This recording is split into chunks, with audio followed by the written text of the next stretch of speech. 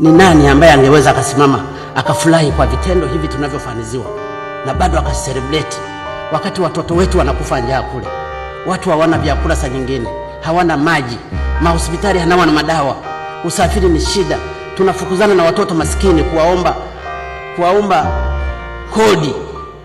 Hii kodi ambayo iko pale tumepewa na Mungu hatuishughulikii. Ni unyama, na kama ni dhambi, hii ni dhambi kubwa. Mimi ndugu zangu, nilipozungumza kwamba hii lazima we have to fight for this, sio kwamba mimi sina damu. Nina damu, lakini damu yangu haina faida kama wananchi wa Tanzania walionichagua kwa moyo wao bila hata kuwahonga, na Mungu akawabariki kwamba mpeni huyu, halafu nisimame pale nikawe mmoja wa wasaliti.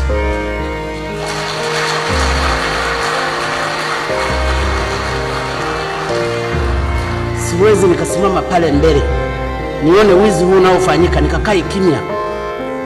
Nitaulizwa siku ya mwisho wangu. Nilikuwa najaribu kunaungana na Mheshimiwa Waziri Mkuu na Makamu wa Rais. Sasa nakwenda kusema nini?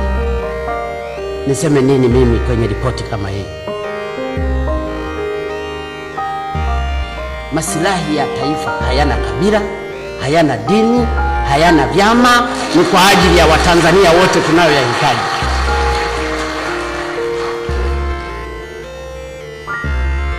Saa nyingine nikizungumza openly mnaniona mimi mtu wa ajabu, lakini ni vyema angalau nizungumze machungu ninayoyaona kwa ajili ya Watanzania kuliko kukaa kimya. Tukiendelea kukaa kimya tunaliangamiza taifa. Ukimya wetu na kuoneana aibu tumeendelea kuliangamiza taifa. Tutakuja kujibu mbele ya Mungu. Hata makaburi yetu yalistahili kupigwa. It's really painful. Ukienda leo mtaani ukaangalia watu Kariakoo, nenda Manzese, nenda wapi, nenda mikoani, unaweza ukaona maisha ya Watanzania walionayo ni ya mateso. Nenda katika kila mkoa.